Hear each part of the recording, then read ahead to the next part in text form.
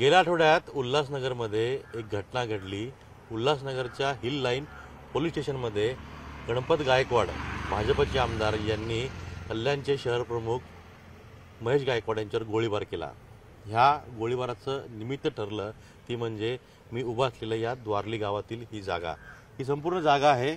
कल्याण शहर आता झपाट्याने वाढतंय, मोठ्या प्रमाणात या शहराचा विकास होतोय आणि विशेष करून हा जो भाग आहे द्वारली गाव असेल किंवा पुढे भाल आणि नेवाळी हा संपूर्ण भाग जो आहे इथून जवळच एक जुनं विमानतळ आहे जे इंदिरा गांधी यांच्या काळामध्ये तयार करण्यात आलं होतं।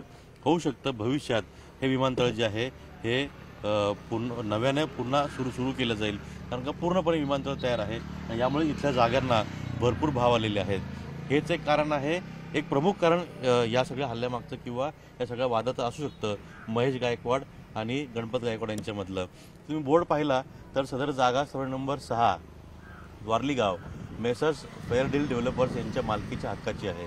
हे फेअरडील डेव्हलपर जे आहे ही कंपनी आमदार गणपत गायकवाड यांची असल्याचं बोललं जात आहे आणि ही जागा या जागेचा वाद जवळपास 16-17 वर्षापासून सुरू आहे।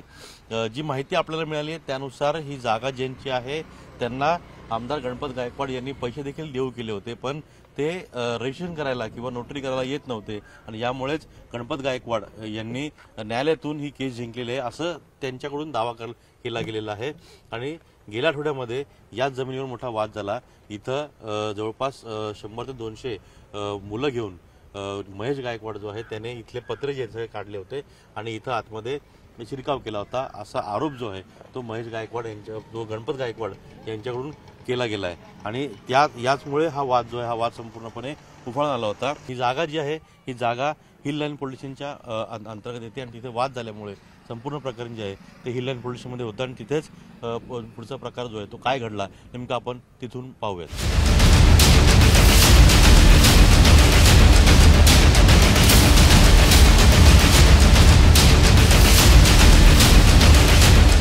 सुरुवातीला जी माहिती मिळाली त्यानुसार आमदार गणपत गायकवाड यांचा मुलगा जो आहे वैभव गायकवाड याच पोलीस स्टेशनमध्ये तक्रार दाखल करायला आला होता की त्यांच्या जमिनीवरती अशा पद्धतीने घुसखोरी करण्यात आलेली आहे।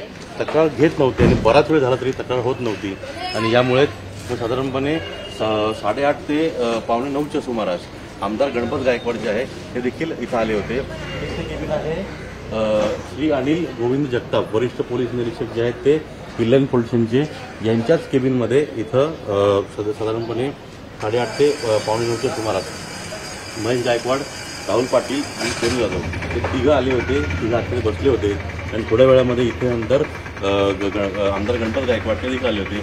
मोठ्या प्रमाणामध्ये या संपूर्ण परिसरामध्ये दोन्ही समर्थक म्हणजे महेश गायकवाड समर्थक देखील आणि आमदार गणपत गायकवाड यांचे समर्थक देखील मोठ्या प्रमाणात उपस्थित होते। इथं पूर्ण इन्सिडेंट आपण पाहिला तर असं सांगितलं जातं की दिनेश गणात्रा या एका चौथ्या आरोपीला ठाणे क्राईम ब्रांचने अटक केलेली आहे।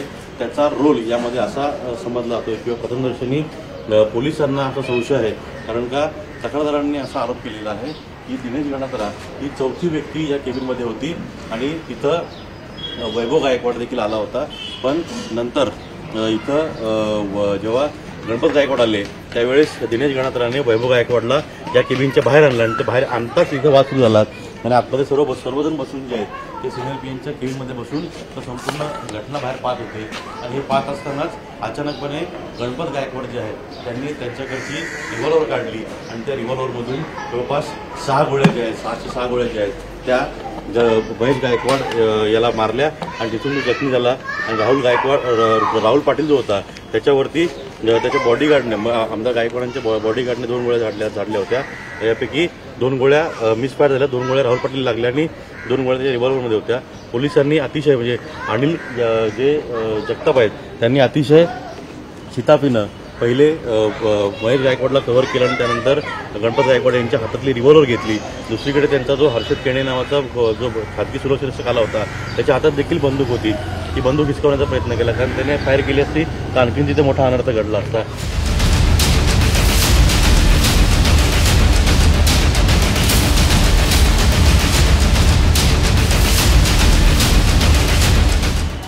उल्हासनगर हिल लाईन पोलीस स्टेशनमध्ये जो प्रकार घडला त्या प्रकारामध्ये द्वारलीची जागा हे त्या दिवशीचं फक्त निमित्त होतं। पण खरं निमित्त या संपूर्ण वादामागे किंवा गोळीबारामागे आहे ते म्हणजे हा संपूर्ण कल्याणपूर्व परिसर. या कल्याणपूर्व परिसरावरती राजकीय वर्चस्व कोणाचं असावं, या कल्याणपूर्ववरती कोणाचं वर्चस्व असावं, यावरून खरा हा वाद होता आणि त्यातूनच हा वाद जो आहे तो गोळीबारापर्यंत पोहोचलेला आहे. ते इथं तुम्ही पाहिलं तर आमदार गणपत गायकवाड जे भाजपचे आमदार आहेत हे त्यांचं कार्यालय आहे आणि यांच्या कार्यालयापासून हाकेच्या अंतरावरच माजी नगरसेवक कल्याण महानगरपालिकेचे महेश गायकवाड यांचं कार्यालय आहे. एकाच गावचे आहेत ते, चुलत भाऊ आहेत आणि 2015ला खरं तर 2010पासून पुढे महेश गायकवाड या संपूर्ण भागामध्ये नावारूपाला आला होता. कारण का केबल व्यावसायिक, महाराष्ट्रातले सगळ्यात मोठे केबल व्यावसायिक म्हणून गणपत गायकवाड यांचं नाव होतं. पण त्यांच्या साम्राज्यामध्ये महेश गायकवाड यांनी शिरकाव केला आणि एक स्वतंत्र केबल व्यवसाय उभा करून गणपत गायकवाड यांना त्यांनी आव्हान दिलं होतं. पुढे जाऊन यावेळेस महायुती किंवा युती जी आहे ती तुटली होती आणि युती तुटल्यानंतर या परिसरामधून भाजपचे म्हणजे 2 वेळा गणपत गायकवाड अपक्ष उभे राहिले होते.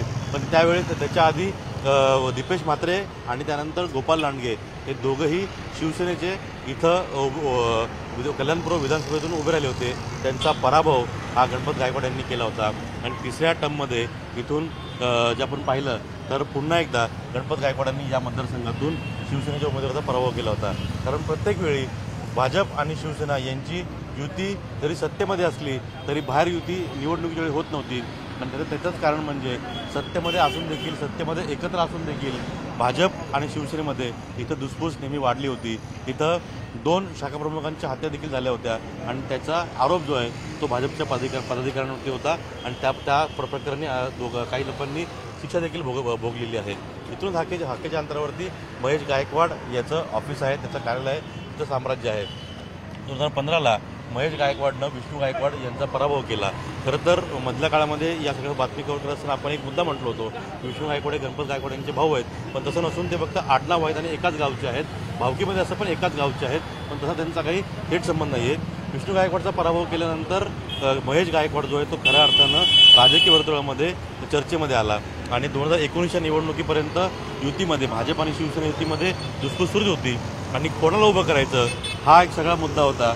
महेश गायकवाड नगरसेवक म्हणून निवडून आला होता, गणपत गायकवाडांचा कट्टर विरोधक म्हणून निवडून आला होता, त्याचं नाव होत होतं आणि हाच कॅन्डिडेट जो आहे तो शिवसेनेने हेरला होता आणि त्याला पूर्ण सपोर्ट. कारण का 2014पासून शिवसेना सत्तेमध्ये आहे आणि त्याचाच फायदा जो आहे तो महेश गायकवाडला मिळाला आणि महेश गायकवाडने या संपूर्ण भागामध्ये अनेक विकास कामं सुरू केली.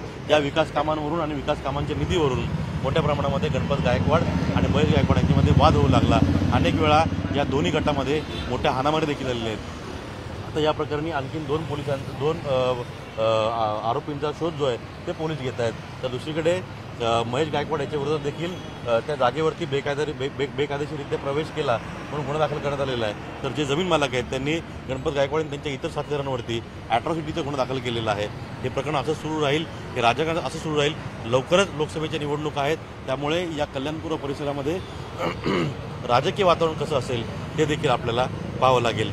तत्पूर्वी या संपूर्ण कल्याणपूर्व परिसरामध्ये दहशतीचा अंधार हा कायमच असणार आहे. Video journalist Ramesh Ajit Mandhare, BJT Lokmat, कल्याण.